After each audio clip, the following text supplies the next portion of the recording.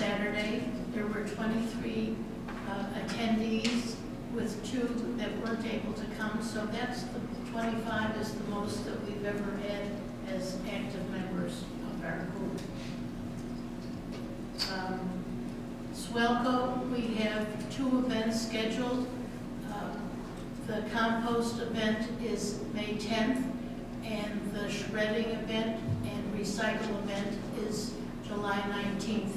The location is to be determined after the business of the meeting tonight. Also, I attended by Zoom the Lake County Transportation Alliance, of which we are a member. And the main things that we would be interested in are that Hainesville Road will be under construction this year. They're going to do it the way Washington is west of Hainesville Road, where we have a center lane and bike lanes, which will make it better for the people who have to turn onto some of those little side streets, and it won't be blocking up traffic so much. That's Hainesville Road, north of Washington Street. Yes, north of Washington to Rollins. Sorry. The Cedar Lake project, they're going to be doing something between Hart Road and Nippersink. I don't know what, it's just a perfectly straight road. The part that is the problem is around Nippersink and Cedar Lake Road going south. That's not going to be addressed until 2027 when they redo the whole intersection around the train station in downtown Round Lake Park. As far as 120 is concerned, I'm sorry to say they're still doing not much. They're still asking for input, which is ridiculous. It's been going on forever. I don't think I'm going to see anything happen in my lifetime, but I hope I'm wrong. So that's pretty much, I mean, they had lots of other information about other things that are going on all over the county, but those were the things that were most important to us. And all that information is available on one of the county websites, correct? Yes, if you want to go to Lake County DOT, you can look under projects and it'll list all the projects, and you can pick the street or whatever it is you want to see, and you can find out when they're going to do it, what they're going to do, and so on. Yes. Thank you, Georgianne. George, Civil War? As I mentioned earlier, the date has been set with the Northbrook Sports Club. It's on the 18th and 19th, Saturday and Sunday of October. And we're in the process, the initial stages of processing, getting ready for this event. And we will move ahead with certain individuals after the election on April. Thank you, sir. Here in civilian land, we say April 1. All right, Madam Clerk. Yeah, what do they say about you can't get the... Yeah, thank you. I have nothing at this time. All right. I have a couple additions to the mayor's report that is in your packet. The first is, yesterday I signed the documents to apply for a $500,000 grant that, if awarded, would be used to fund the repaving of the Public Works parking lot. 2, let's pass this out.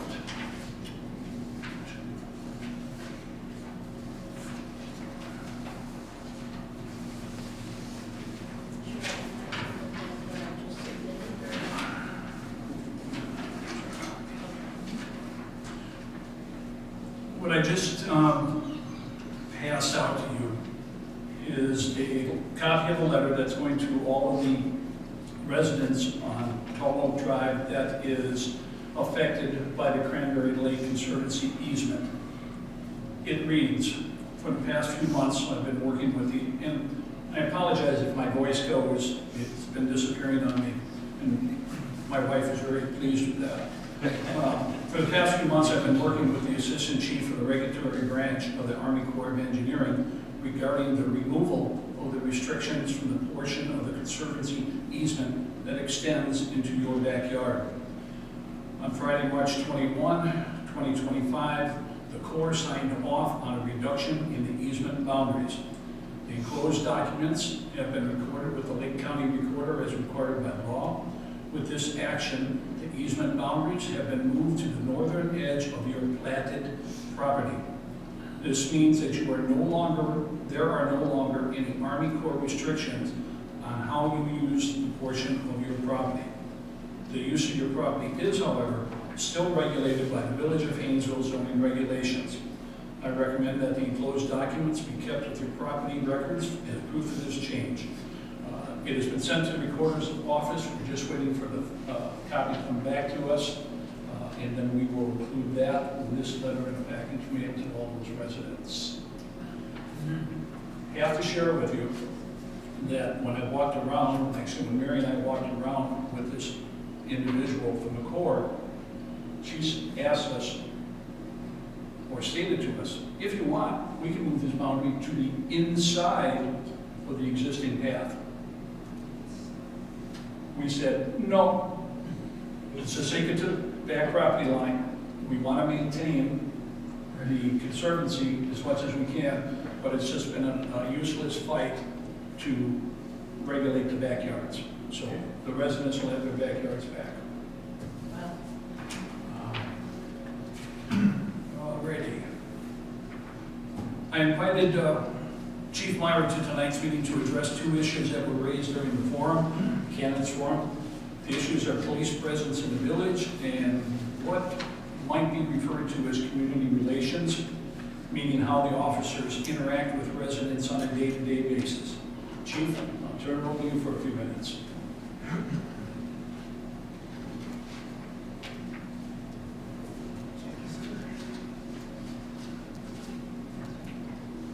We'll pass it out. I'll pass it out. Thanks, sir.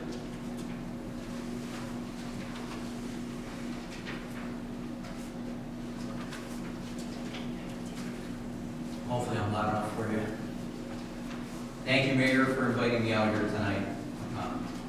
You wanted me to talk about police presence and community relations activities. I think one of the main things that I want to kind of touch on is some of the misconceptions of the police service contract. And some of the things that people think that occur that don't necessarily occur, and some of the operations within the police department that maybe we can clear up a little bit, get a better understanding of the way things actually operate. The police services agreement between the Village of Grayslake and the Village of Hainesville does not include an hourly restriction on how long an officer stays in the Village of Hainesville. And there's many, many reasons for that. That doesn't mean that we don't have benchmarks that we ask our shifts to meet, because those are some of the things that we evaluate them on.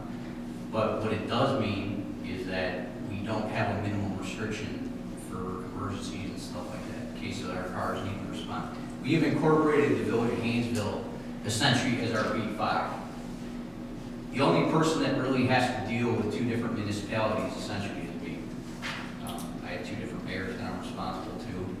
But as far as the police department is concerned, the Village of Hainesville is essentially, we're all one unit. They don't treat the Village of Hainesville any differently than they treat the citizens of the Village of Grayslake.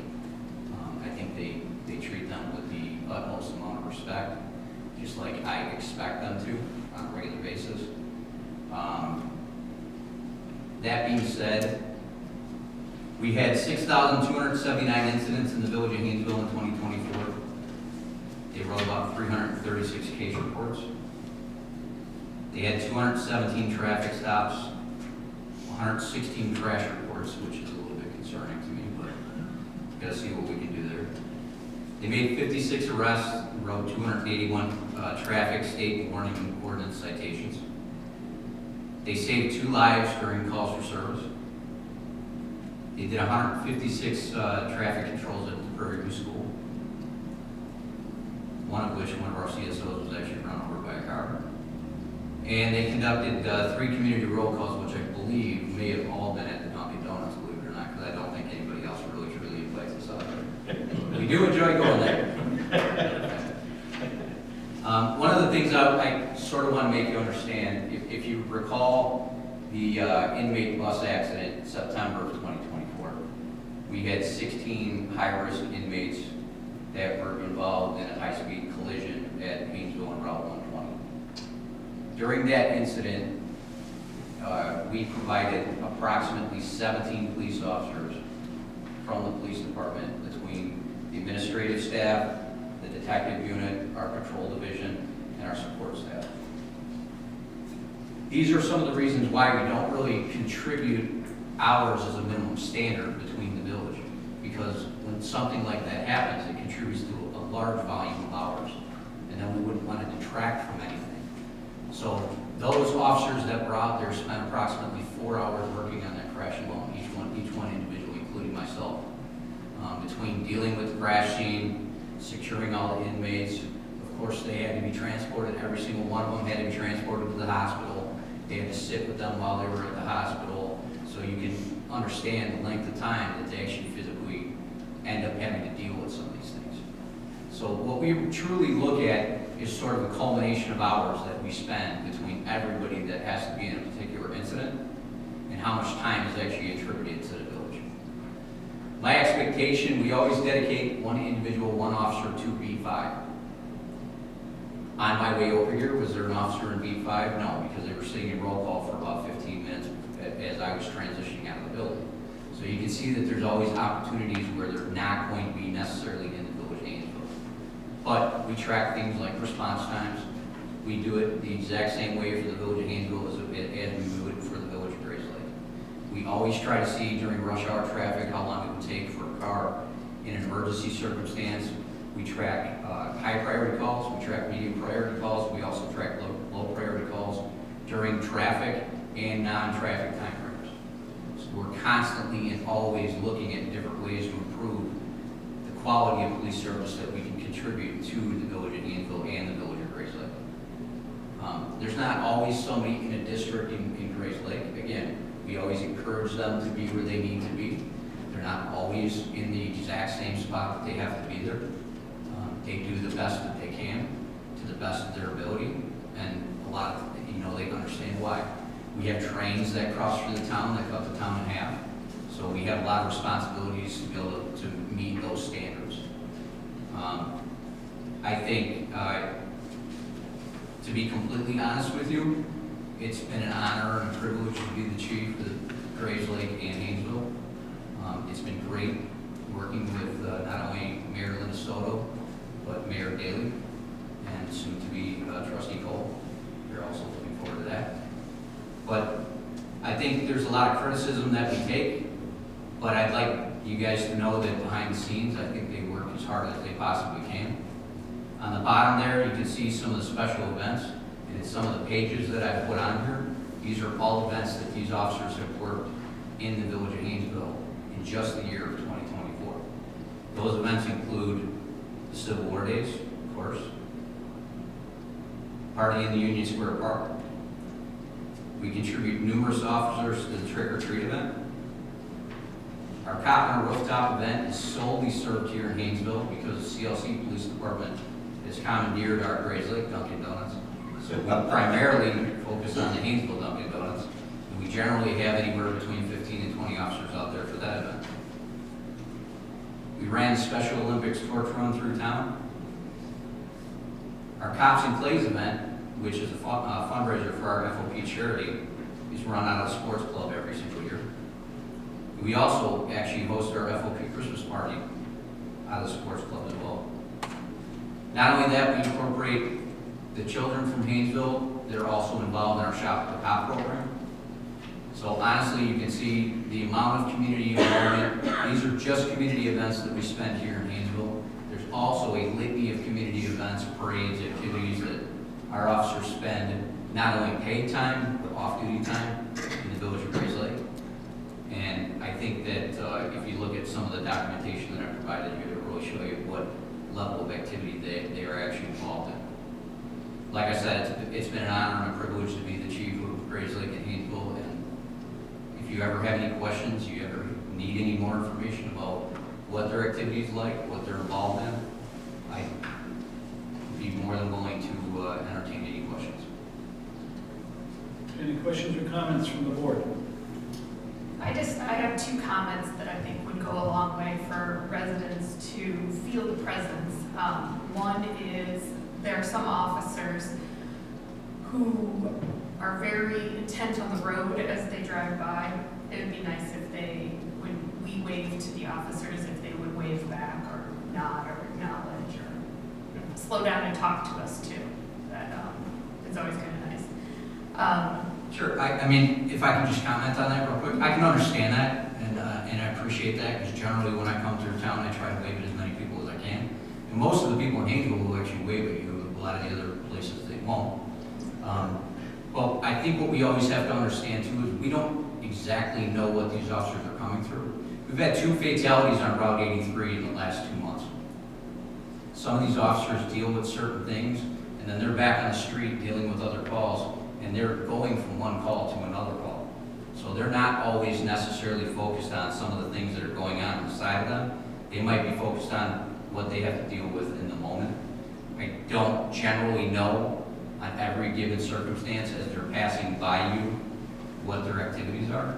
So that's the only thing that I would relate to that. I would agree that, you know, they certainly, when push comes to shove, they should always wave and say hi, but I can't guarantee that every single time it's going to happen. They don't wave and say hi to me every single time I pass them. I'm pretty sure. Well, not with a full hand. Absolutely.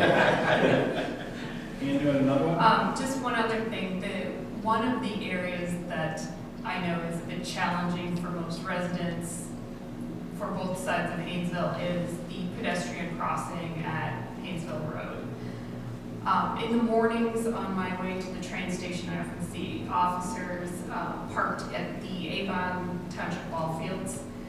If they instead parked at that intersection, I think that would open eyes to the drivers that there's more of a police presence. And if there's a really slow crime time and you want to put an officer there, and I will volunteer to push the button and go back and forth across the street so you can slow down and give warnings to some of these drivers who just ignore the lights and try to run over the pedestrians. I'd be happy to help. You're talking about the tall oak? Yes. Yeah. Yeah. Crossing. Sounds great. I can do that. Okay. Hit me up. I'll go back and forth across the road all day long.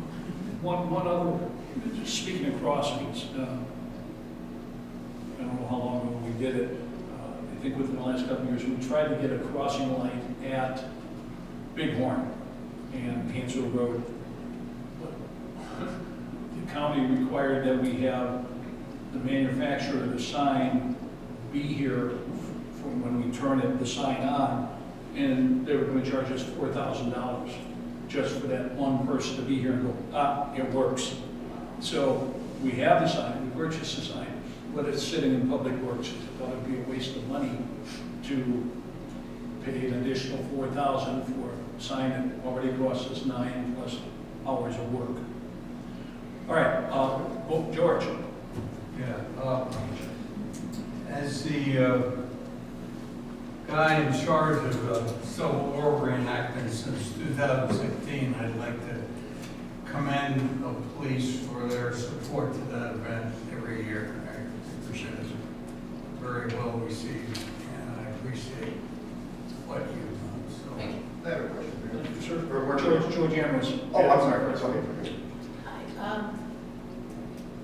We had a detective come and talk to our seniors about scans, and it was much appreciated. He was very cooperative and happy to come. I don't know if people realize that if you're going on vacation, you can ask that there are special attention paid to your house. And we were away for 23 days, and we appreciated that the officers did that. It would be nice if there was some kind of a little note or something so that we knew that, not each time, but that at the end of it, that at least we knew that they actually were there. I'm assuming they were. We could have it taped to your door so everybody else knows that you're going to. That's an interesting concept, and one of the things that we run into is that the Ring doorbell now has created that receipt for us, because I received several notifications from people that have said, oh, thank you, we see the officer on the Ring doorbell pass by during our house watches. But that's certainly become one of the electronic ways that people have started getting notifications that they're actually going through. But if you don't have that kind of a Right. we Yep. need to just sort of know that you did there. But we've always been very pleased with the police department and how they've treated us and the things that they've done for us. Thank you. Doug? Yes, Chief, so this is, I think this has a lot to do with some of the things that come up sometimes. If you ever drive down Tall Oak, because that's where I consider a lot, for whatever odd reason, people seem not to understand that you need to park your car facing in the right direction. If you're on the opposite side, you could, so that's becoming a problem where people just leave their cars willy-nilly. You guys are able to ticket, right? That's called left wheel to the curb, yes. Okay, because that would help. I'm sorry, we all respect the rules and regulations, but it just seems like people just don't care, and it tells me, well, wait a minute, then that hurts the community as a whole, because it takes away from how beautiful the community is if you're not really following the rules and regulations that we would expect for them to follow. Absolutely. Yeah, and you see it way too often, especially when you come onto Hainesville, and some of the houses initially, when you go into Tall Oak, a bunch of cars parked the wrong way. Okay. Yeah. Now we'll be able to park in the backyards. No. Yeah, so thank you. Yeah, If that's there's ever any issue with that, I would just say contact me, let me know. I can put them on any specific issue that Okay. needs to be addressed. Okay, thank you. Any other questions or comments? Chief? Thank you, sir. We're going to stop with my part. Carolina? Yes. Joe from Gabriel Hamilton is going to make a presentation for us. The mic should be on. Yes. Okay, yes, yeah. Sorry I'm late. My daughter was sick today and had a little bit of a cough right before I was about to leave, of course. So I'll make this short and sweet. So this is related to an IEPA permit, so Illinois Environmental Protection Agency. It's in place, so the MS4 is Municipal Separate Storm Sewer System, and its intent is just to prevent pollution and just remediate any issues that might be occurring within the village. So some evidence of pollution. This past summer was our first summer inspecting the village of Hainesville, so I put together some maps of existing locations of outfalls and detention basins and then streams as well to all perform inspections on. So some things that we looked for were oil sheens, soap suds, erosional aspects, which are common along stream banks, as well as litter and debris blockages within storm sewer systems that could be preventing them from functioning properly. Excuse A me. quick question, those weren't for our streets, were they? No, these are from Google. Thank you. If these were your streets, we would be calling you. These are from your village. So these are some of the photos we took this summer of outfalls. Outfalls can look very different. They are different shapes, different sizes, different materials. There's metal ones, concrete ones. So the one on the far right has some riprap around it for structural maintenance. The one in the middle is actually missing that metal grate. So typically at the end of a season, the permit year goes from March to March.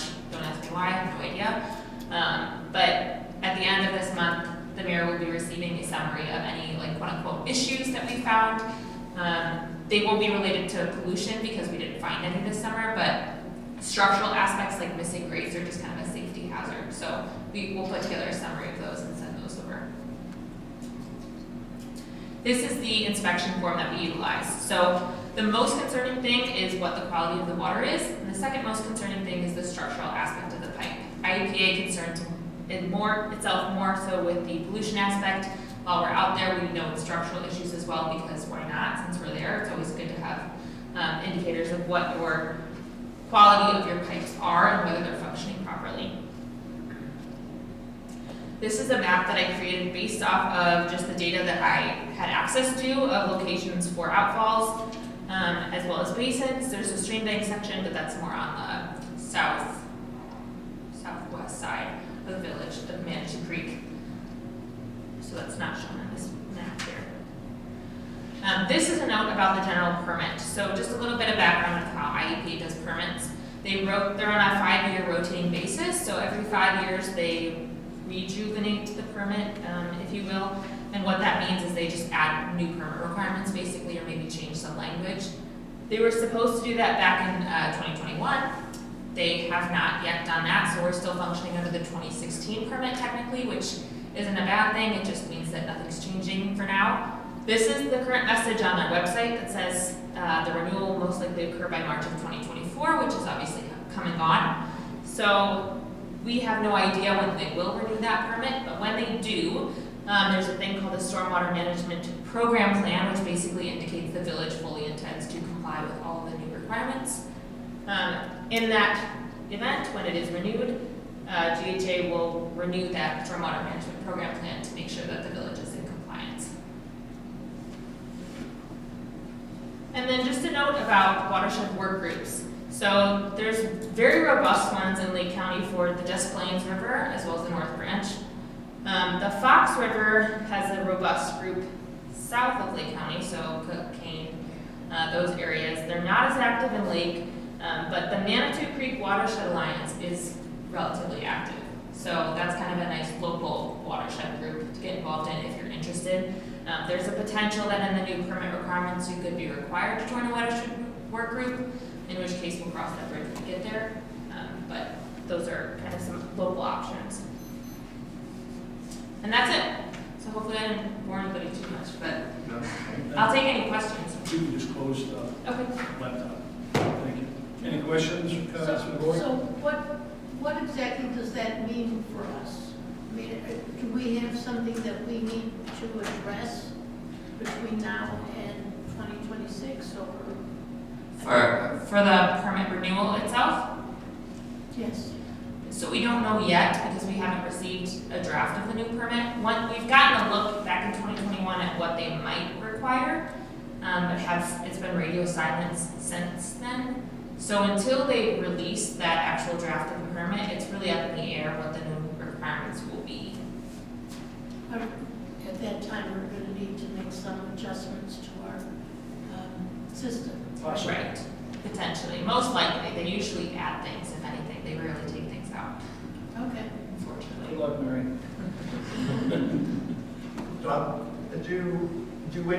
Does any of this give you any insight into, the water levels or, with climate change and so forth? Does this kind of somehow give us any insight into that? That's a really good question. So in the Des Plaines and the North Branch watershed work groups, they keep track of all this, things like that. Since the Fox River doesn't have anything like that, the answer is no for Lake County. Now the south here, the group, Fox River Study Group, they have some information like that. They do water quality testing and recover other metrics. I know that there is probably at least one USGS monitor somewhere in Lake County on the Fox. Whether it works or not, I don't know. They don't really keep good track of that. So unfortunately, if there was a little bit more of a robust group, there probably would be that, but this program doesn't include that. That's waterway depth, not aquifer. Right. Depth. Right. And the Fox River would be changing depending on the dam openings and closings. Right, yeah, So- down south, yeah. Right now, it's really low. Yeah, and the Carpentersville Right. Dam just was around too. Okay, George? Who issues, or what entity issues these permits you're talking So it's through Illinois Environmental Protection Agency. And we run this program for other communities within Lake County as well, and they perform audits So what happens is when you maintain the program, so long as you maintain it, they'll come out and they want to check that you are checking all your boxes. So they'll come out, send somebody out and make sure that you're performing inspections and you're filling out all the proper forms and everything like that. So this presentation checks one of those boxes. All right, now, you had mentioned earlier that, about inspections. Is that something that now you're a part of Gilbo, right? Yeah. Do you do that so this Environmental Protection Agency, do they do something as well then? They don't. So they issued the permit saying that every village, every entity needs to do it for themselves. And they basically just make sure that you are in fact doing that. And then sometimes they'll receive complaints. So we've had a couple villages, we've had Fox Lake and Antioch, just this past year, receive complaints of people, either fast food restaurants dumping grease down drains or things like that. So we get the calls in those cases and take care of those situations for the village. And prior to Gable coming on, Robinson Engineering handled it. Since this is probably a new village for you to review based on your Microphone, experience, please, Ian. based on your reviewing our village for probably the first time since Gable Hamilton came on, and your experience with other villages, do you have any recommendations for Hainesville of things that we should do differently, places we need to improve, things that we need to keep an eye on to prevent issues down That's the a great line? question. You guys are not as developed as some of our other communities are, which is always a positive for water quality. That means you usually have more native natural areas that can filter water prior to it entering systems. So I'd say in that case, you already have kind of a leg up. With regard to your system as it appears now, there's nothing that I see that should be improved upon. The only thing would be if there was, more of a watershed work group like they have elsewhere, which is out of your control, unfortunately. But if there does come to be one, for some reason, I would say joining that is always beneficial because they typically perform water quality monitoring, which is always nice to know, what's actually in your water. But otherwise, your system looks good. Okay. Anything else? Thank you, Ms. Joe. Thank you. Thank you very much, thank you. All right. I want to continue with comments about from the mayor's report. I'd like to respond to the idea that the village should have contracted with Lake County Sheriff's Department. Kenneth Barrett was a trustee at the time, and I would be surprised if he didn't remember the two main issues that led Mayor Soto and the board to not choose the Lake County option. The first reason was the Sheriff's Department's response time to any call was projected to be at least 30 minutes. That was deemed by the board and the mayor at that time to be unacceptable. The second reason was that there was no sheriff's squad assigned to specifically patrol the village 24/7, nor would there even be a squad assigned to patrol Hainesville overnight. Again, that was unacceptable to the board. So that option was discarded and we chose to go with Graves Lake. Let me turn to other issues that were raised. Can I just add something? We also looked at having our own police department. And at the time, we had very few officers covering various shifts. If we would have had complete coverage of all the shifts, we would have had to have enough officers that would have meant that they would have joined the union and we would have had to pay the union dues. And it was, plus the fact that they would have not had any of the extra resources that Grace Lake has, like detectives and access to additional policing things that we found would be very useful by being with Grace Lake. So I just want you to understand why we chose not to do it on our own. Thank you. The next idea was that we should consider connecting to Lake Michigan water. That was raised at the forum. Here's the background on that topic. In 2019, I shared with the board in a monthly report that after receiving recommendations from our engineering firm, I would be looking at various ways to add a redundant source of water to the village. In the end, I researched 3 methods to accomplish that. I first looked at tying into Grays Lake water system, which runs through the Herring Farms neighborhood. After meeting with Grays Lake officials and their water staff, it was determined that because of the size of the water service lines in Herring Farms, we would need to have 3 connection points, which would run from the street West Trail North through Grays Lake residents' property, Hainesville residents' property, to connect on Deer Crossing Court. The estimated cost at that point was well over $1 million. On top of that, it would be for emergency use only, and it would be metered. We would have to pay Grays Lake for every gallon we used. Excuse me. That idea was discarded. It was too expensive and too impractical. The second option was to connect to Java, which is Lake Michigan water. The Java main runs beneath Washington Street and could be connected to our water system either through the wetlands on Bighorn Drive or once again through private property. The connection costs alone exceeded $1 million, and the metered water rates we would be charged would be astoundingly high compared to Hainesville's current rates. That idea was discarded. Another handout for you. There's some available handouts on water rates, if any of you want one. It's right there.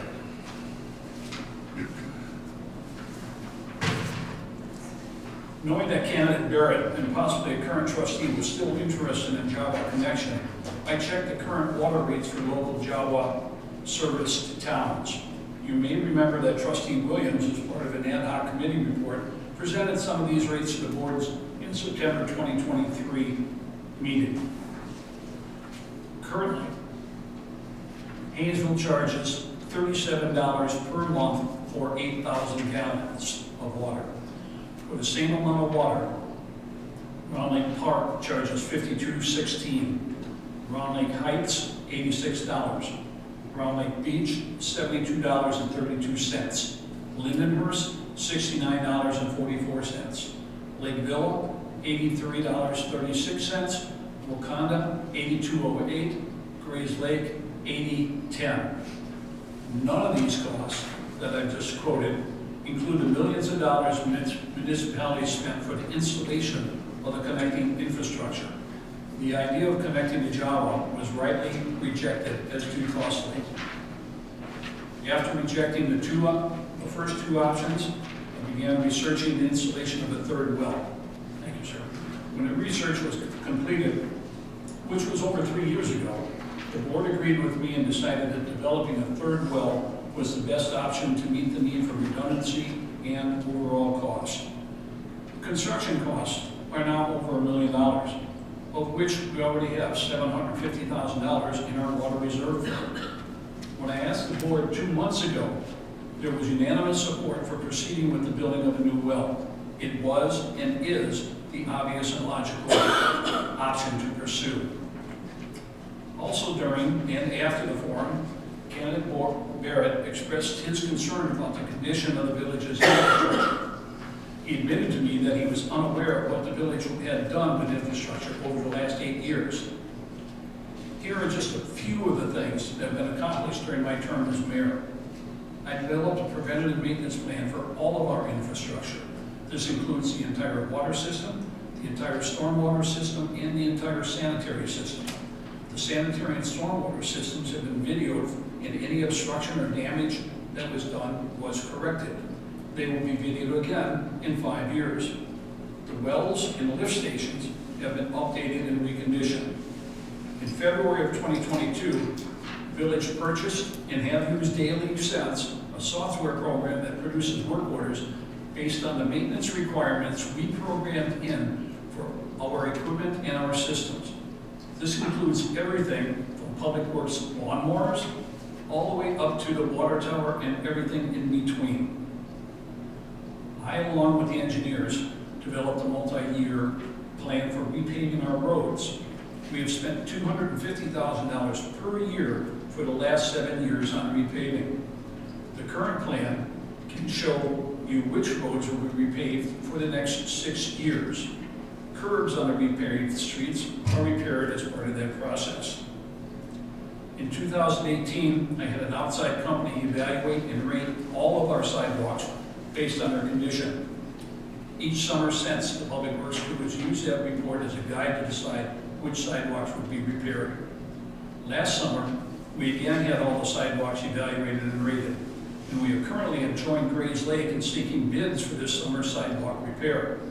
The village has appropriated $25,000 in our budget for those repairs, which should cover approximately 1,000 square feet of sidewalk. The bottom line, the village's infrastructure is in very good condition. The village finances are in very good condition. I'll close with this. All this information that I shared in the last few moments was always just a phone call, email, or conversation away. All anybody had to do was reach out and ask. Questions or comments from the board? I've got a couple of comments. Number one of the other reasons to consider the water approach that we use now instead of Lake County, Lake Michigan, is the fact that from an independent report indicated that we have some of the best water quality in Lake County, and it's superior to that in Lake Michigan. Secondly, I would appreciate having a verbatim record of what you just said included along with the minutes, so it's a matter of record. All right, any other questions or comments? No, my comment would be, I understand what you're saying, Mayor, and I don't disagree, but I think that we're getting to a point in climate change where we're not going to be able to sustain groundwater for forever. So I think that's why people worry, because I know I lived in Chicago. You don't worry about it because you have Lake Michigan water, but out here, we had like 3 or 4 years of drought. I would imagine that the aquifers aren't always necessarily full. 3 years ago, we had the worst drought we've had in a long, long time. During that drought, I had Robinson Engineering at that time check our water depth at our 2 wells every week. Picture a straw in a glass. When the pump goes on, or if you're stuck on a straw, the water level drops. When our pump came on in either well, the water level in the aquifer would drop approximately 3 feet. When the pump was turned off, the level was retained, climbed back up to the original 3 feet. We were at no point during that drought were we in danger of any sort of water shortage at all. Now, can I say that somewhere in the future, next year, 10 years, 20 years, that the aquifer will fail? I can't promise one way or the other. But the history of the town is that the aquifer has served us well. And yes, climate is changing. We don't argue that at all. But at this point, I stick with what I said. Can I make one comment on that? One of the things is, I think it was about 5 years ago, the level in Lake Michigan was down 3 feet. Yeah. Well, you've had all these other communities tying into that, and you're putting even more of a stress on that, okay, with adding more communities as you're going. I would trust our aquifer, okay, because it's spring-fed, comes out of limestone, okay? I would trust our aquifer more than I would trust, depending on Lake Michigan and also, and their water suction houses or whatever, okay? They were having a hard time at that time, thinking it was getting too low, that they were going to get too much pollution coming in. So, I remember when I first started, I was talking to Terry Brown, and I asked about that. I said, he says, we have 280 feet down is where our pumps are, okay, that we're grabbing from the aquifer. He says, we don't know really where it's coming from. They're thinking it's coming from up Lake Superior and underground and coming in. Well, if we're being fed from the bottom up, we're not worried about the rainwater coming down. So I think, like I said, it's just, I would probably say the aquifer here and the wells that we're going to be putting in would serve us for a long, long time. Any other comments? All right, thank you, ladies and gentlemen. Moving on to business. I need a motion for the approval of CSI Managed Services Agreement for consulting services from April 1, 2025 to March 31st, 2028 for $932 per month. So Second. Roll call. Discussion? Just a quick question. Can we get a little overview about the cloud-based transition? Christina? I'm gonna defer to Kelly.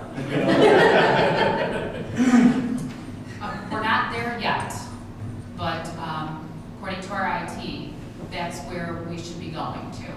If we go to cloud-based, they have data centers on the East Coast and the West Coast areas.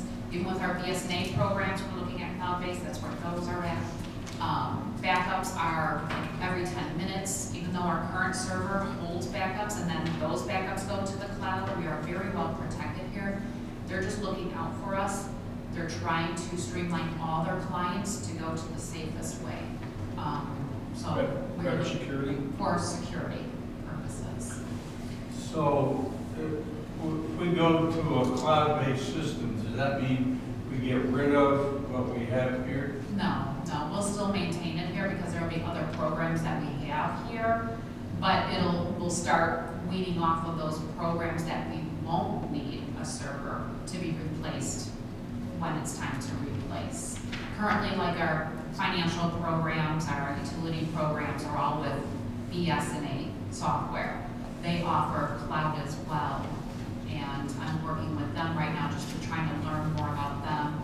They are going to start phasing out of their software being stored on servers. They are pushing for cloud. So it's just, it's How more. about security? I mean, you read all these reports about hacking of major systems throughout the country. That's why we've been, throughout the last couple of years, CSI has come to us and say, we need to start doing this. We need to have multi-authenticator, password protections, keep changing your passwords, keep re-logging in. So the items that you feel like, oh, I have to do this again, those are for our safety. No, I understand those procedures, but I'm just saying comparing the cloud-based to our own system here, the cloud-based, I would think, that maybe somebody who has more ADP experience than I would comment, but it seems to me that having these cloud-based things are more of a target for hackers and so forth than a little system that's not online with anything else. There's so many different firewalls and safety mechanisms that, yes, we have here, but within our discussion, we had Dustin, who is one of the business managers with CSI. We've been with CSI since like back in 2010. Dustin came out a few weeks ago, met with Mayor Daley, Trustee Colville, and myself, so we could go through talking about this whole contract and what their vision is to go through for safety.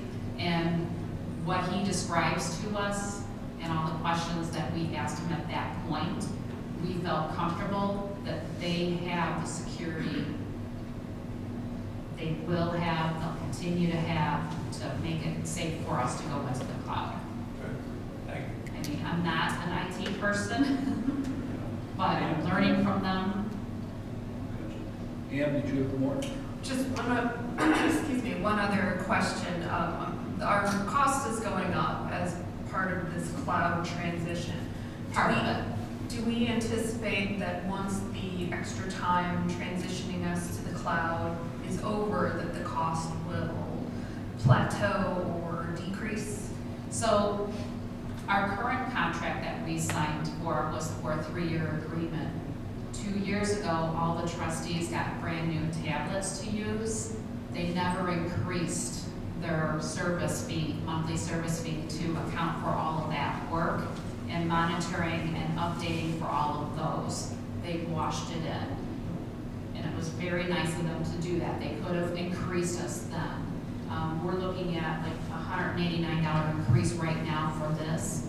If we, in the future, take BSA off of the software on the server and go to cloud, that does reduce CSI's IT time, because we do have some issues with software here and little bugs in that they have to spend time on. So it has been discussed with Dustin and CSI to say, when the time is we go to cloud with BSNA, we can relook at this managed IT and let's see. They couldn't give me a cost now because they don't know how much time it would save them at that point, but there is always room for negotiations. Filling that picture out a little bit, if BSNA moves to cloud-based, and you'll correct me if I'm wrong, our cloud-based services, which isn't CSI, isn't totally CSI, would increase in cost. Yes. Nothing's getting cheaper. One last question. What does BSNA stand for? It's the names of the developers of the software, so it's like something like Belcher, Mel and something. Bob, Steve, and Ellen. Yeah, they're based out of Michigan. We met them years ago down at IML for our conference, the yearly conference. All the vendors are there, so Mayor Soto got they came in here, did a presentation. We were looking for new software. They're municipality driven. They are many municipalities in Illinois, Wisconsin, Florida, Michigan utilize them. Okay, other comments or questions? Georgiana? I notice when we get our monthly bills that there are additional things that CSI charges us for. Are any of those things going to be included in the new contract? So those are above what this managed IT contract is. Say, for instance, gonna pick on you, Georgie, I'm sorry. That's okay. Your emails work emails are on your phone, and you have to re-authenticate. When we can't get it to re-authenticate, we have to contact them for additional support and help to get that. That's kind of above their normal little services. They'll allow, like, if we get a new laptop, computer built into the contract already, they give us 2 hours free. But what happens if they're having problems with BSNA software getting loaded out there or updates causing or this and that? If it goes to 3 hours, we'll get charged that additional 1 hour for their time. They have come to our office to help me. I ordered a new printer before the holidays and it would not hook up to our Wi-Fi. We troubleshooted over the phone and everything. Hours. They came here. Never got a trip charge for it, never got billed for all their services for it. They just said, you know what, we're helping you. So it's been a lot of give and take with them. Okay, Yeah. They understand that we're small, but we're a good client for them. okay, I'm just checking. Okay, roll call. Trustees Richmond, Aye. George Duberstein, Aye. Priest, Aye. Georgiana Duberstein, Aye. Vogel, and Williams. Aye. Motion carried. Need a motion for the raise recommendation, 3%, and an increase of $50 per month of the insurance stipend for Kelly Hensley, Christina Reeser, Ruby Mendez, Dawn Kentner, Israel Mancia, and Tony Torres, effective May 1, 2025. So moved. Discussion? I just have a question about the insurance stipend. Is that for liability insurance or? It was established, how many years ago, would you say, 15, 20 years ago, as since the village did not provide any insurance, it was allotted to the employees to help pay for their medical insurance. Health insurance. Okay, health insurance, okay. Okay? So, all right. Other questions? But it's not designated as an insurance thing that they have to have an account. It's- No. They can use it as however. The village now does offer insurance. but through a broker, and we have one employee who takes that, and that his stipend goes directly to payment of that. But the policy is such that he has to pay a great, it's for himself, and his wife, he has to pay a good chunk beyond that. But you're right, Georgiana, it's not designated that you can only spend this on insurance. Okay, roll call. Trustees Richmond? Aye. George Duberstein? Aye. Priest? Aye. Georgiana Duberstein? Aye. Koval? Aye. And Williams? Aye. Motion carried.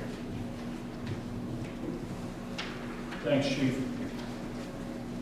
Need a motion for the approval of the water well and wastewater sanitary lift station operational assistant agreement with Robinson Engineering from May 1, 2025 to February 28, 2028. Year 1 at $4,130 per month. Year 2, $4,335. Year 3, $4,550. So moved. Second. Discussion. So we were, I think, correct me if I'm wrong, Mayor, just because I just want to make sure. So we were discussing, I think, before the end of last year, or beginning of this year, that you could only go through 2-year term.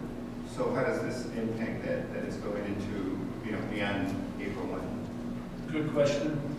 Because it's an engineering contract, Scott Fulham, we checked with him, and he said we can do that for that type of contract. Okay, thank you. You're welcome. Any other? Just a general question. Now that we're transferring a lot over to Gaywell Hamilton, do we anticipate in the future that we would transition the well operation to To them? Gaywell? Not in my term. Backing up a little bit to when, it wasn't all that long ago, when we decided to separate from Robinson. At first, I was looking at and talking to the board about separating both contracts. But with a reality check, the water side had not been a problem with the engineers. So we stayed with them, and they have continued to produce and do well. Pardon the pun. The Gatewald, here's what really stopped me on that end, was transitioning the day-to-day operations and all the knowledge base of the operators gained over years of working with us. To have someone come in without that knowledge and start all over was going to be a bumpy road. And we've run, as an example, with what Gaywell did assume, Darren Monaco, our engineer, has had frequent contact with Jairo Rodriguez of Robinson, our past engineer, to say, hey, what happened, or what did we do, how was this done? And Jairo's been great at providing that background and that help. I do not see, and I would not recommend, changing from Robinson's water service. Okay. Another comment on that, okay, matter of fact, when was it, the pump, I think, a couple of weeks ago, when we had the failure in the house one, okay? Now, when you're gonna transition to another engineering firm, the knowledge that John Bucker, who maintains our wells, our sewers, The field man. he's been here for, as long as I know, and he was here working through it, getting everything up and running, and at a time's notice, he'll be here. Now, you can't guarantee that with the new person from Walt or whatever. It has to be, how would you say, over years of the knowledge to get up to speed. And that's only from my background, which was maintenance. I would know that a person cannot just walk in and say, hey, I know everything about all this. So, I mean, and that's why I wouldn't want to think about changing it right now unless Rucker decides to retire. I knew that agent, from latest confrontation with him, he's got a few years to go. Yeah. Any other questions or comments? Roll call, please. Trustees Richmond. Aye. George Duberstein. Aye. Priest. Aye. Georgiana Duberstein. Aye. Vogel. Aye. And Williams. Aye. Motion carried. I need a motion to approve an ordinance amending Title III of the Municipal Code, implementing a municipal grocery retailer's occupation tax and municipal service occupation tax in the village of Hainesville.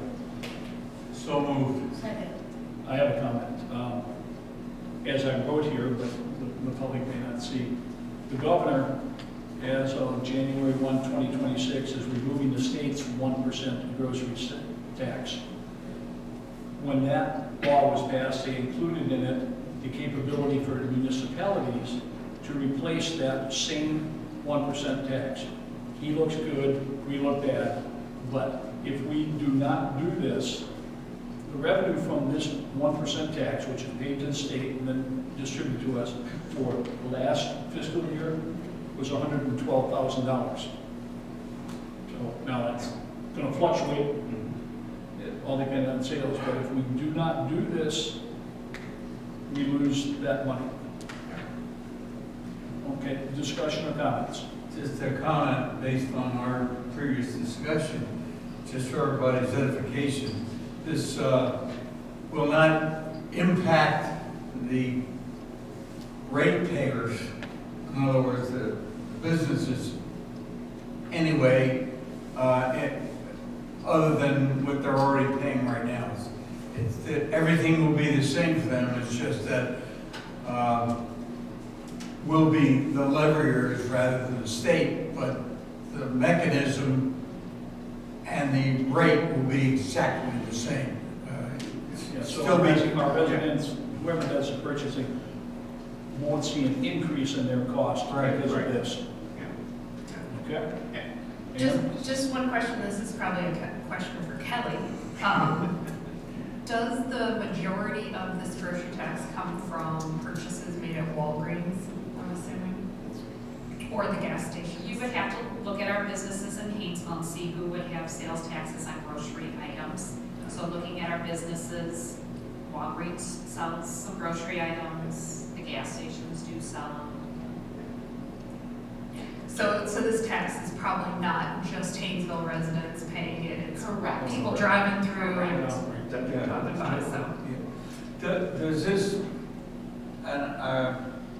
Does this include any of the restaurants or just establishments that have packaged food?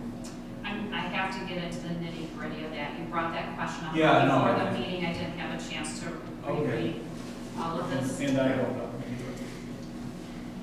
So we'll- Other questions or comments? Is it going to be a problem collecting this? no, Oh, the businesses have to report all their tax liabilities still to the state. The state still will goes to the still state. go, It and goes to they'll the- like, oh, Hainesville passed this ordinance, they get this. Oh, So so the money it gets paid still to the goes, state. it goes through the state, it's not coming directly to us? No. I did, The mechanism is the same Right. as it is right now. The state collects it and gives it to us. It's just that it's our tax now instead of theirs. I gave them my bank account, they wouldn't accept it. All right, roll call, please. Trustees Richmond. Aye. George Duberstein. Aye. Priest. Aye. Georgiana Duberstein. Aye. Vogel. Aye. And Williams. Aye. Motion carried, ordinance number 25-3-375. Okay, I need a motion to reject the bid for well for Public Works parking lot repaving and North Street repaving for $2,182,800.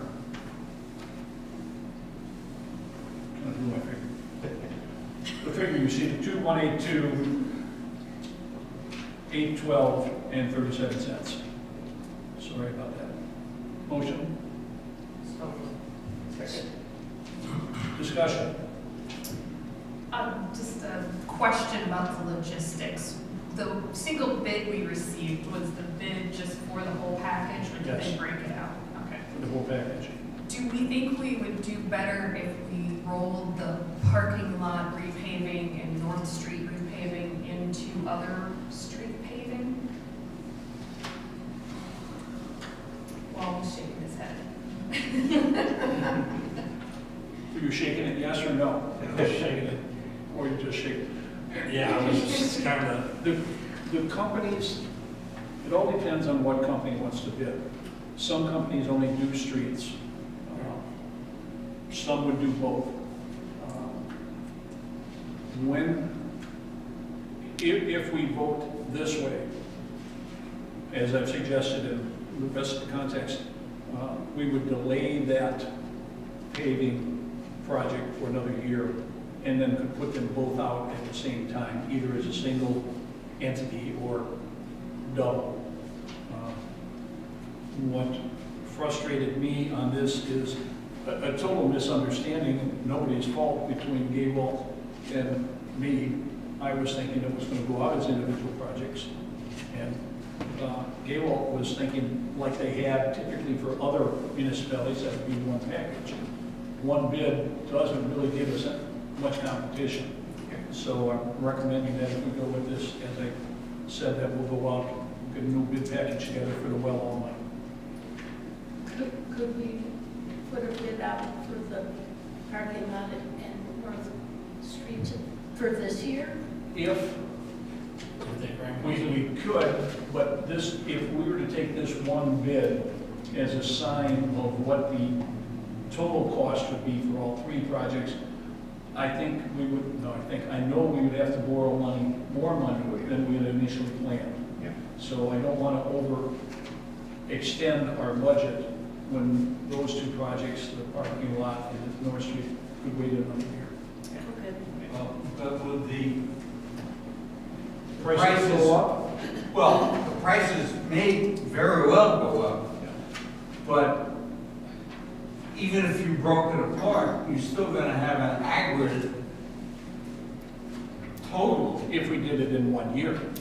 Yes. Oh, I see. You If we would split up and maybe break the things up over several years? Parking lot, it'll be up to the new mayor and the Yeah. board, but my suggestion would be the parking lot in North Street goes out to bid for next fiscal year.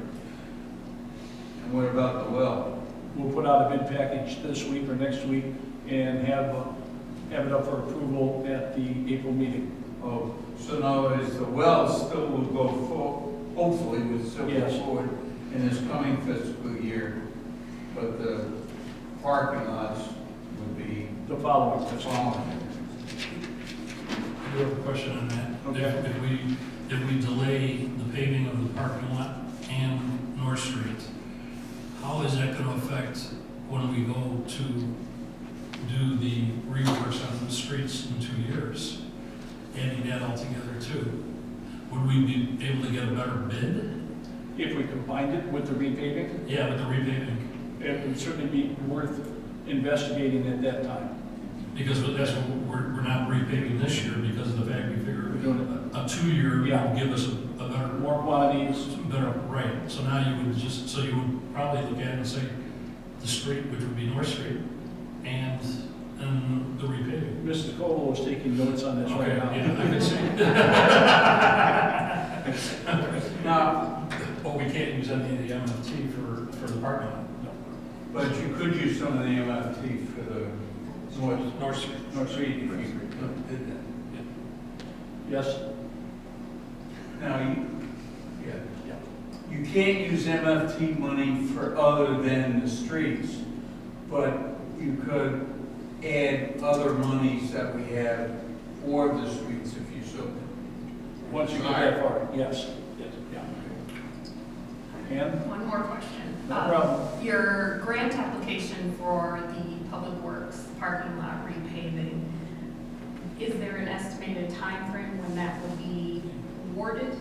And if it's a two-parter, if that wasn't to be awarded until after we did the work, could we repay ourselves using the grant money? Kelly, let's see if I'm right on this.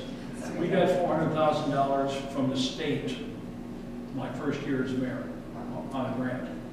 And we submitted it for Project X.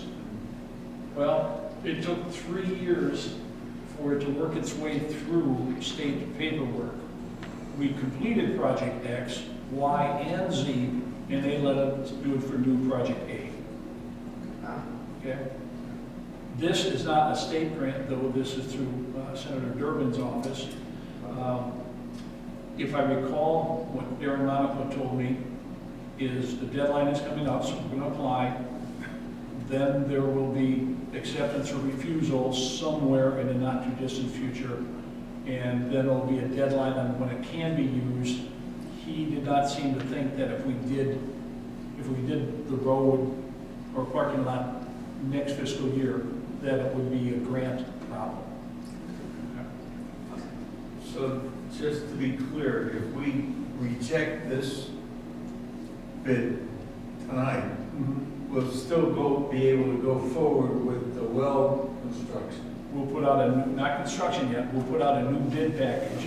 And we have 3 companies already interested in bidding on that, so I hope there'll be some competition there and we can get a better dollar amount. All right, that being the case, we're not going to be resurfacing the parking lot, so I can, Potentially, you'll be able to have your events in the Public Works parking lot. right, so I can go ahead and notify the people that I contracted with to. I would say wait a little bit, George, Okay.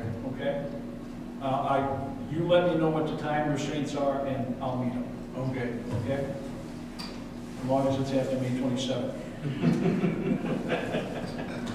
Any other questions? Can I ask something? I've Yes. been very good over here. Yes, Be yeah. proud of me. If the board rejects the bid for this bid that we got for the whole combined, you're going out for bid for the well, and that is favorable because you have possibly 3 that is well companies that do this, and the price comes down. You still want to entertain, do you still want to entertain during this fiscal year going out for bid to do the parking lot and North Street? Or will you not make that decision until you see what this next bid is at the April meeting? All right. Elaborate a bit. We have put how much money in the budget? A lot. 2.3 million? 2.3. 2.3 million for those 3 projects. If, and that money is still in the budget, if the well comes back, we subtract that, if that bid is accepted, we subtract that amount out of what out of that 2.3 million. If in fact we have enough money, we could go out to bid for the other projects. However, the twist is, a twist is timing. The lot and the road, we don't want to do it before the well is finished. The well house won't arrive until roughly, if, let's say, it falls in the line here, may not arrive until December. And then the asphalt plants are closed. Could they do it early in spring? Well, not real early in spring, no. It'd have to be in April. It would have to be in April to finish by May 1st. By May 1st, right? So kind of a tight window. Well, they could technically still continue in April and May and post it back We into could. the fiscal year. The other thing is question. They can't do the full parking lot all at once because Public Works, Mavis, police needs access to get there. So if we do theoretically get favorable bids to make it affordable and everything, would you foresee them doing part of the parking lot that none of the equipment is going to be going the equipment going to construct? I've talked to Darren, the engineer, about doing north side, east side, leaving the other side open for construction. We could do that. The honest answer is, I just don't know yet. Let's see what we get for the well bid, and then we'll involve Darren in some more conversations and get his opinion. Okay? Now, you said we had in the budget 2 point something million. 2.3 million. How much was the total bid that you did receive for everything? 2.1, How much? 2.183, A2. However, that that money that we had in the budget, in the proposed cost of the 3 projects, included a 10% contingency. The bid that came in on our planning side, the bid that came in over our planning side had no contingency, and we figured that would be roughly another $300,000. Okay? Okay. All right. Roll call, please. Trustees Richmond. I to reject. Yes. To reject. Okay. George Duberstein. Aye. Kreis. Aye. Georgianne Duberstein. Aye. Vogel. Aye. Williams. Aye.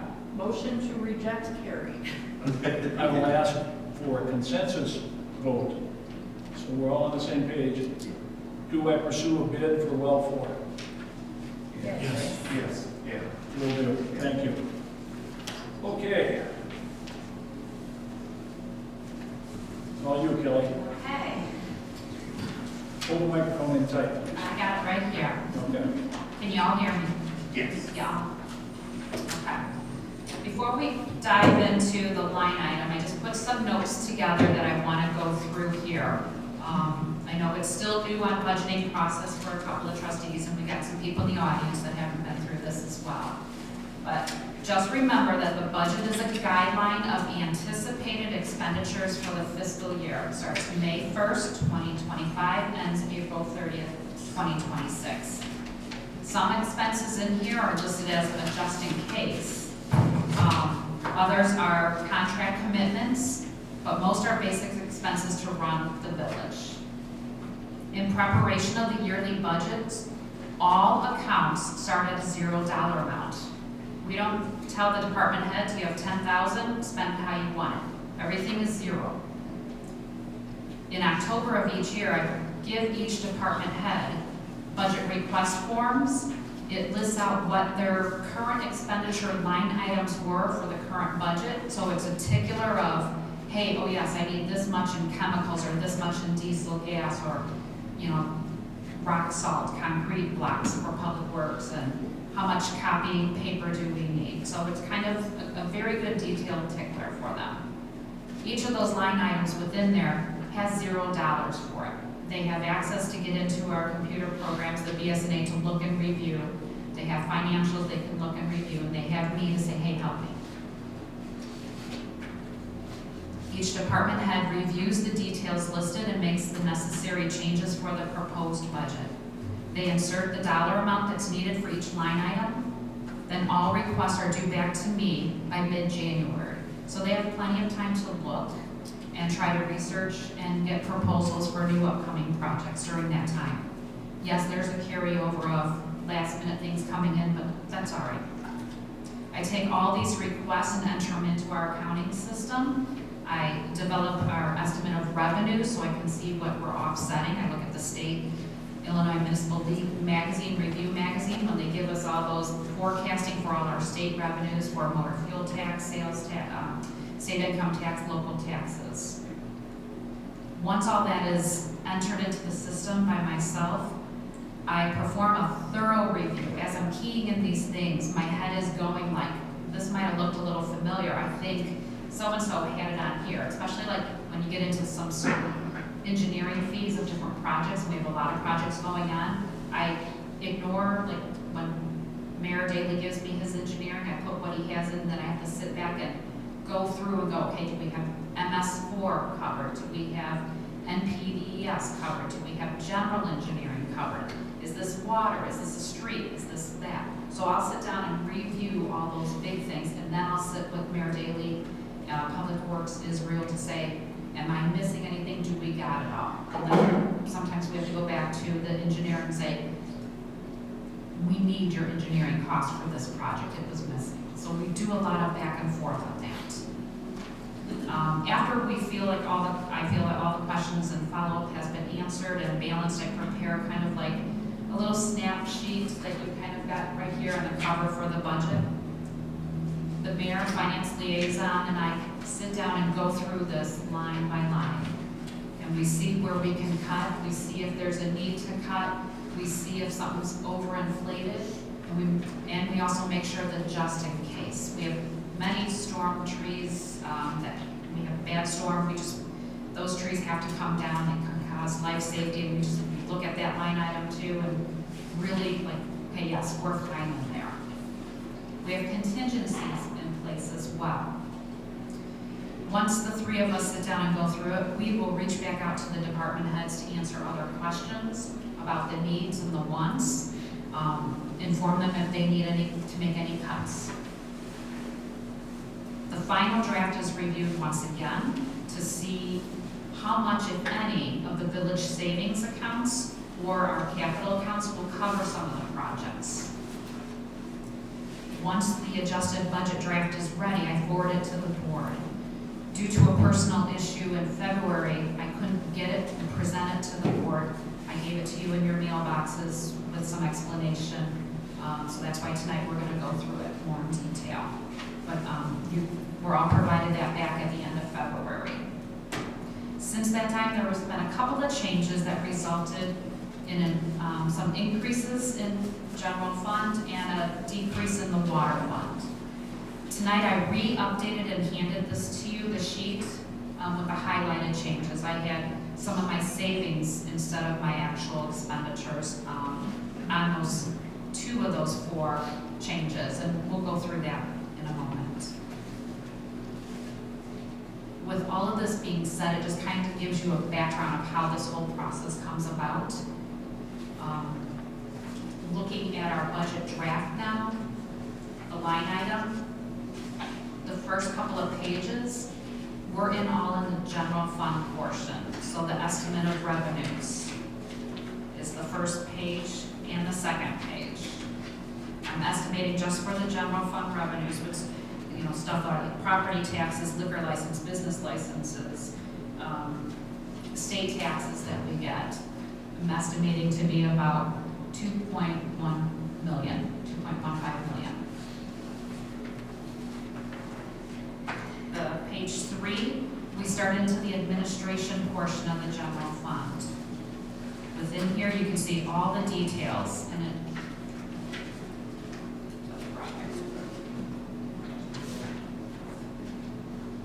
within like the 01, when you look at the left part, 01 account stands for like general fund.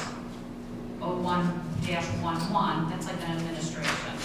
If you go further into the document, you'll see like an 0113, which means it's general but streets, and they're labeled in here, the headings. So under administration, this is where we'll have some of the day-to-day items that affects the Village Hall administration portion. General fund information, like our audits are in here. General engineering, mosquito abatement, legal services for general janitorial services, all of these items. Did any one of these first couple of pages have any specific questions within the general? License agreements, what are those? Kelly? What page are you on? Oh, I'm sorry, page 1. Oh, page 1, so you're in the revenue, okay. So the license agreements, you see like license agreement, Grays Lake PD. So at the Public Works building, they rent out some space to store some of their stuff. So we collect revenue from that. License agreement, Mavis, same thing. Same thing. And Schultz, same thing. Snow plowing equipment, he'll keep there and some other items. Good, no, thank you.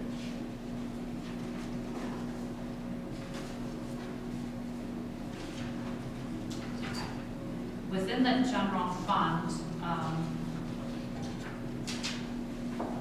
we'll have, last page here.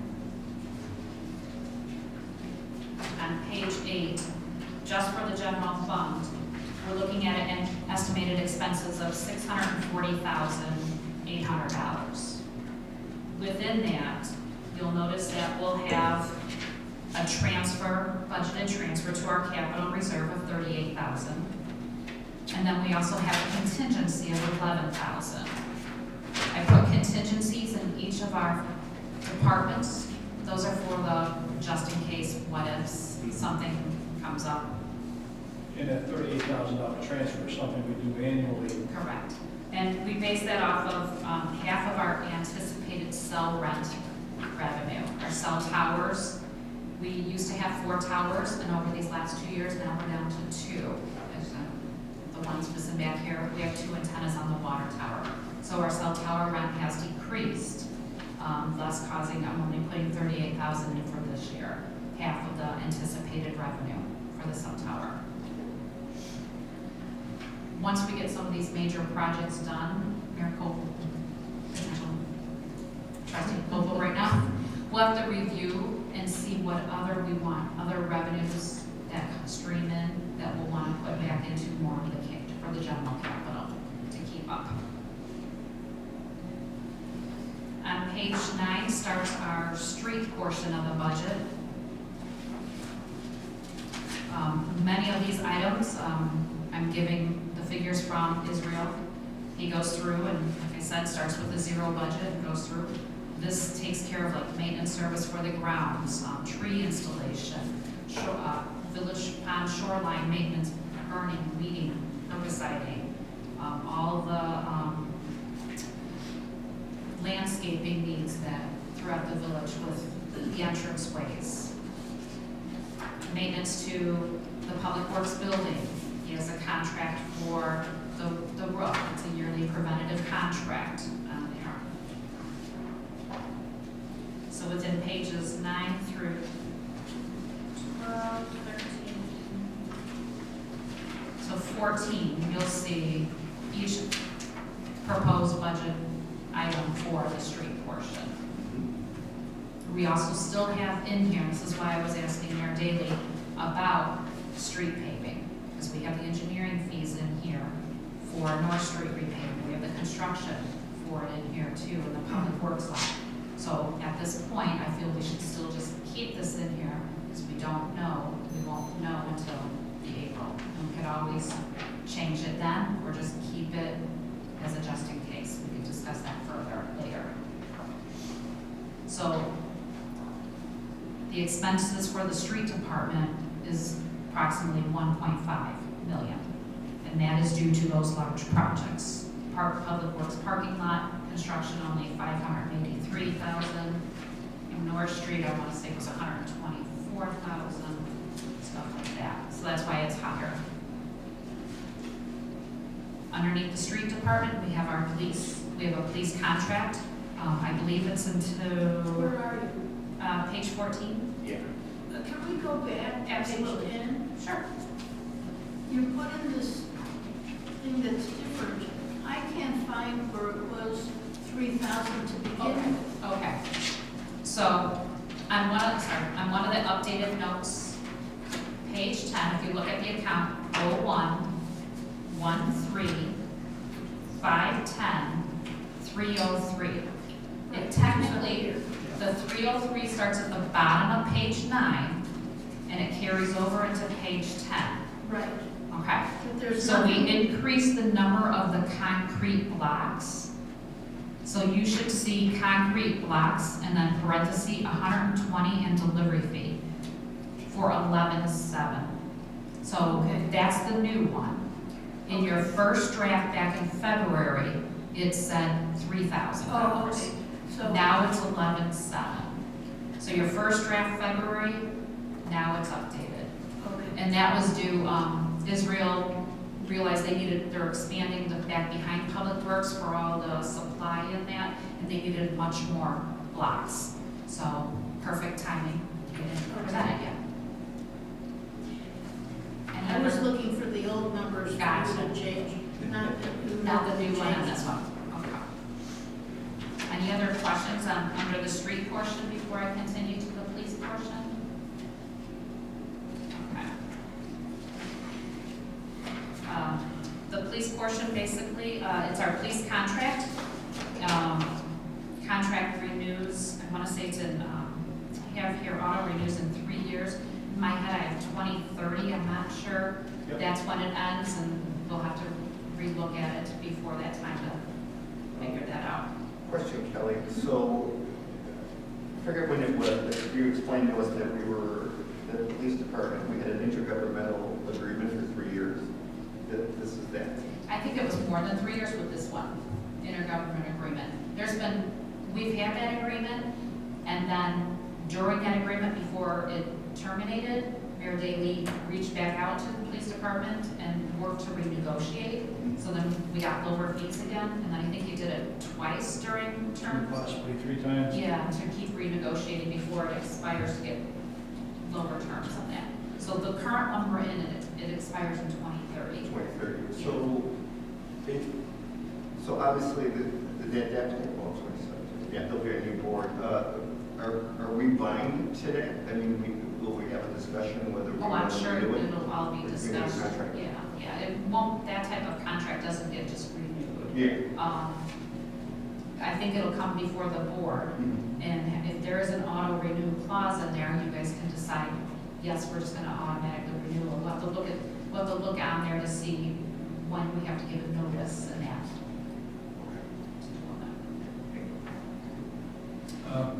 Kelly, on page 14, is that where you are right now?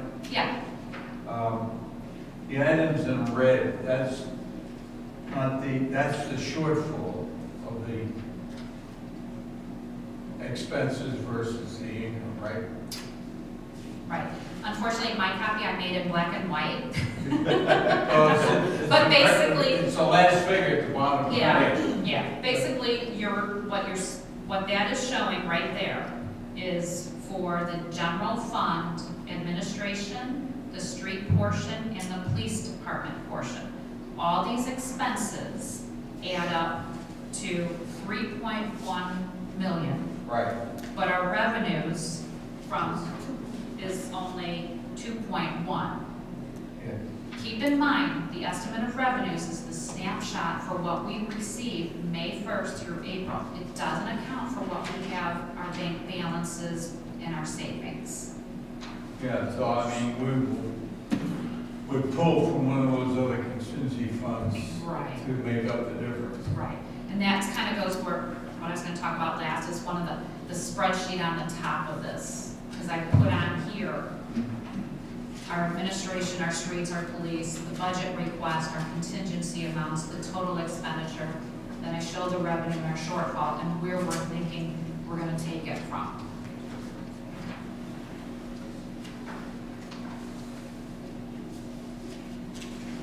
The next section, page 15, starts our water fund, our enterprise fund, as we also call it. On this one page, we're estimating for the revenues to come in, the 1.26 million.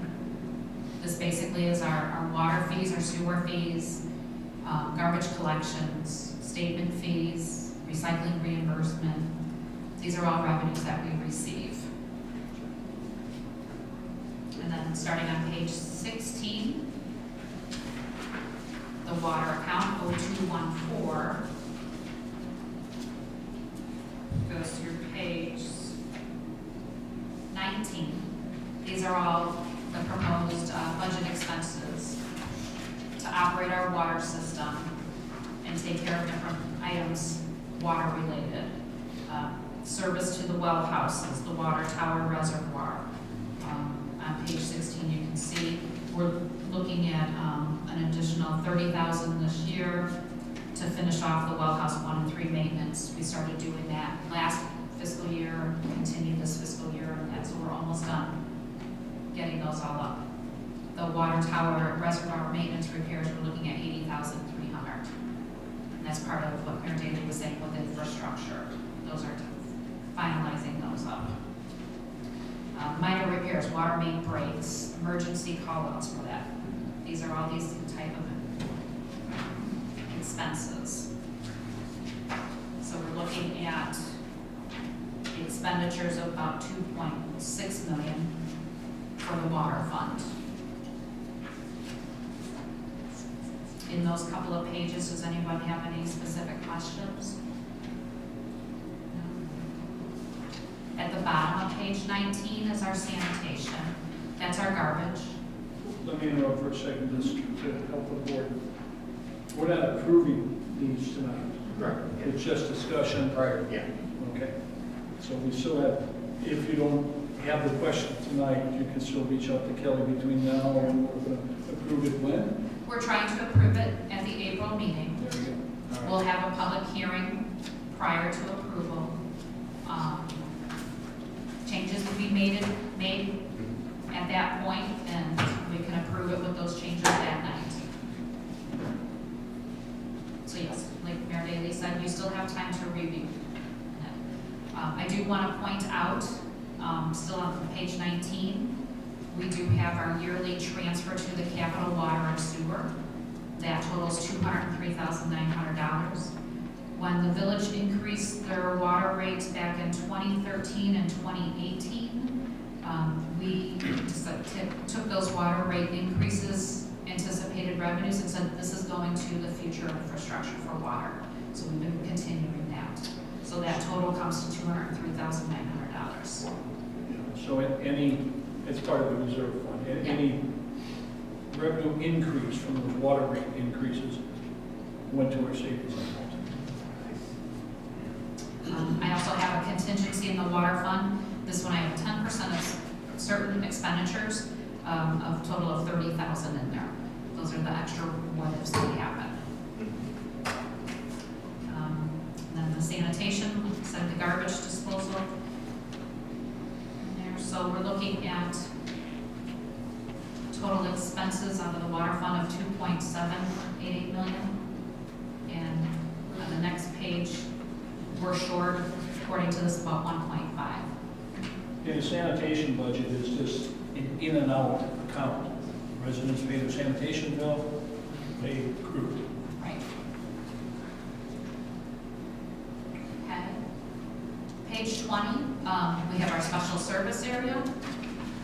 We're in, per our tax levy, we requested $25,200. We did not increase that levy as well. So that plus the interest, we're looking at a total of revenue of $27,100. The expenditures for the SSA, we're looking at $64,500. Some of those expenditures are the stewardship with ILM. Year one, they'll be doing herbicide, remove invasive woody species. There's some tree removal, restoration in there, and planting of trees. The tree removal is some of the dead and that, but planting of 20 trees into the SSA area. It does show that we're short, but we do have the bank balance in SSA. The next section is MFT. And we're looking at the anticipated revenue of $169,000 roughly, and only spending $44,000 this year.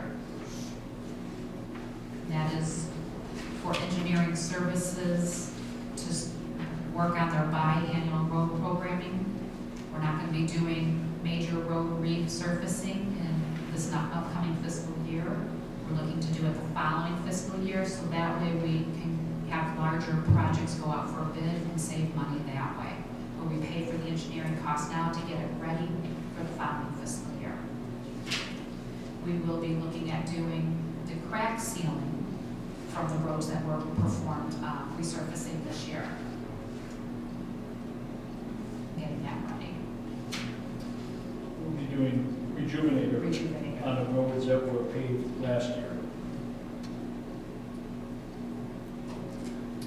And then under motor fuel tax, we have just our capital projects reserve fund, just showing anticipation of estimating interest of $18,000, transferring in of that $38,000. The interest rates over the last couple of years have grown so much, but I still go low. You can maybe see that in the financials. Maybe just using it as an example, maybe I thought we were going to get $20,000 just for that one fund, and we're at $40,000. I still go low because we just don't know what the market's going to do. So I'd rather be cautious. And then our water and sewer capital, like I said earlier, we're looking at transferring in $203,000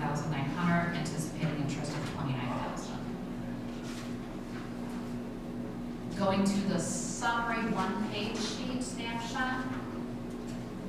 The spreadsheet here where I listed out all the funds and the departments.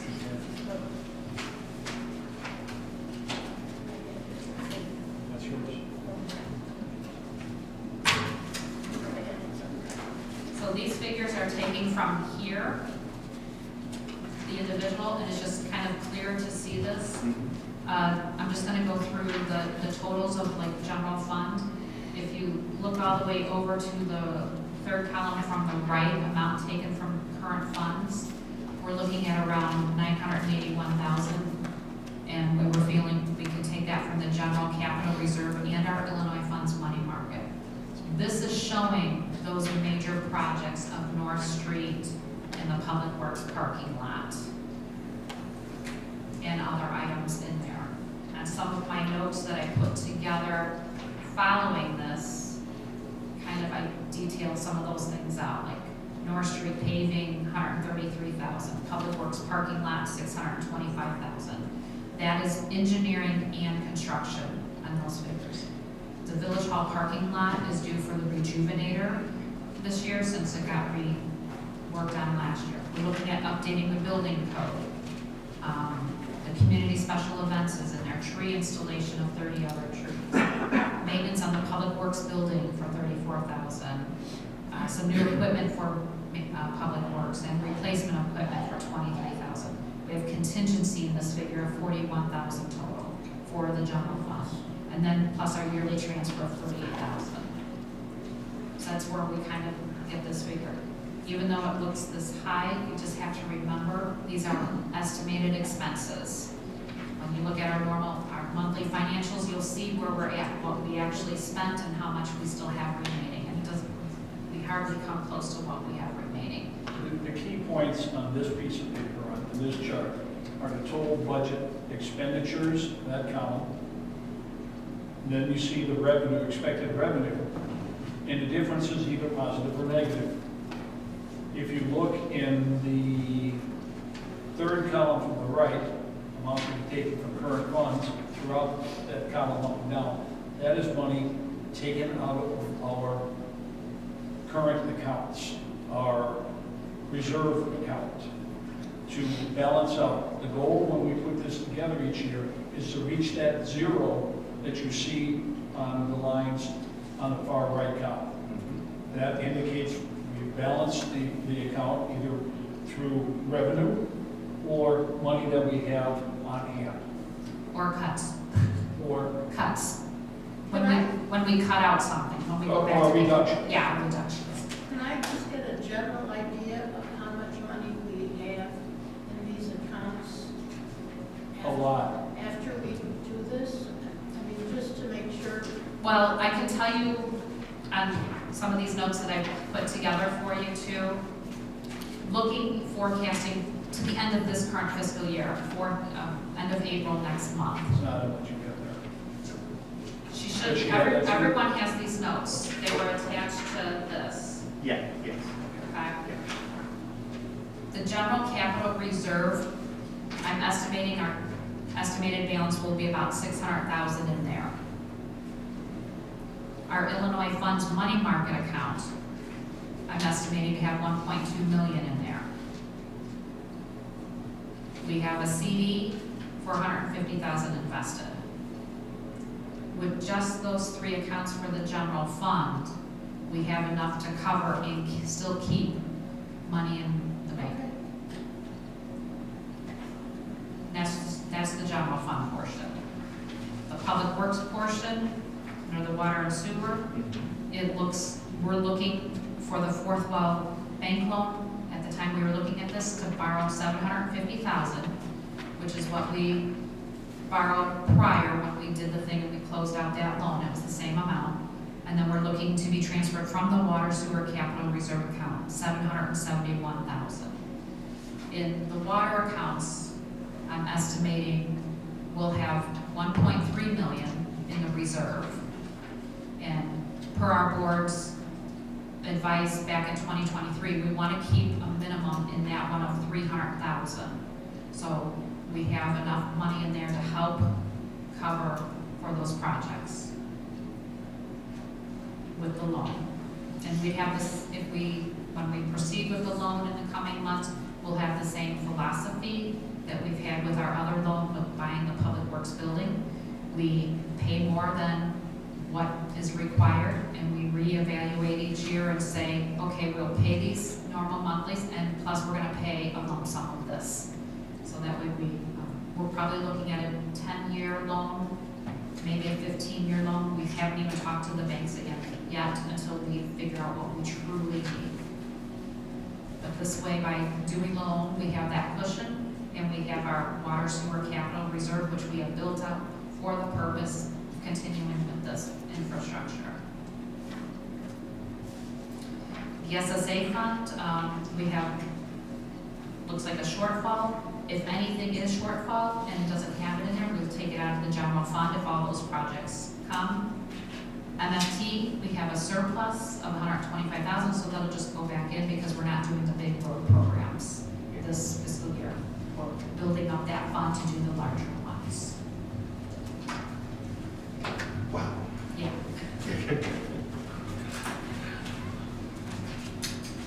In other words, we're in damn good shape.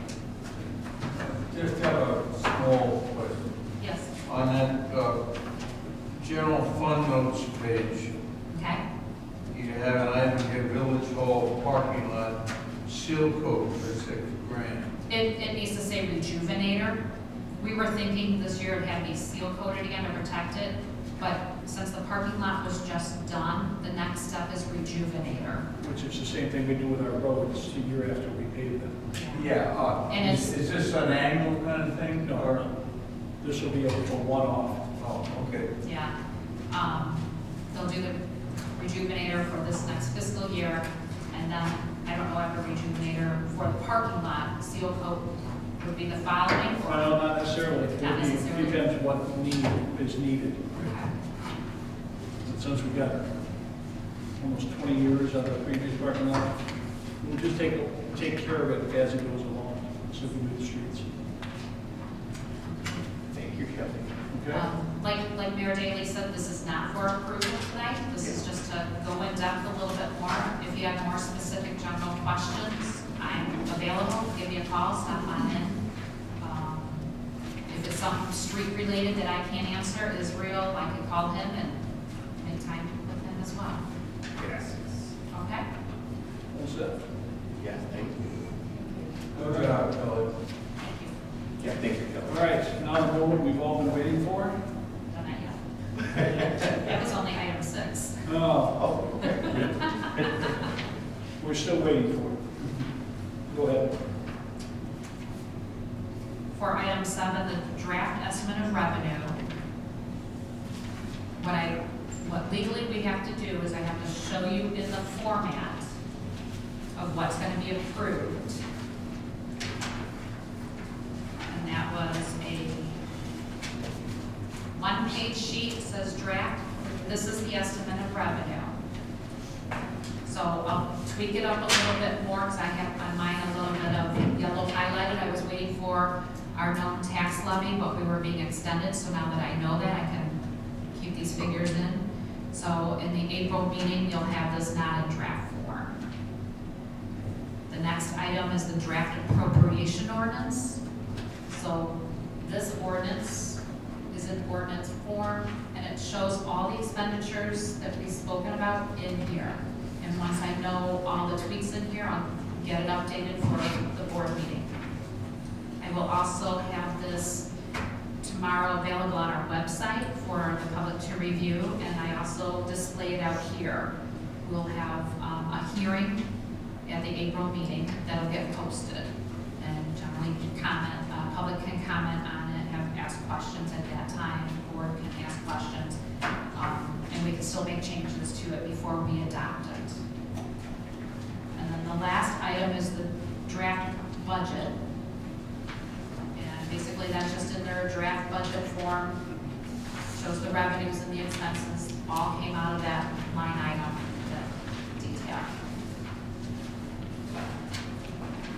Any questions for Kelly? Thank you for your hard work. It is. The worst one.